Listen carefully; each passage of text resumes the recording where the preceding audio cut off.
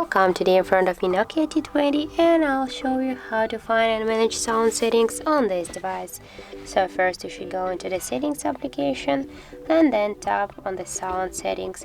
Here you can see the volume alarm and notification volume panel. You can just change them by swap this blue dot to the left or to the right side.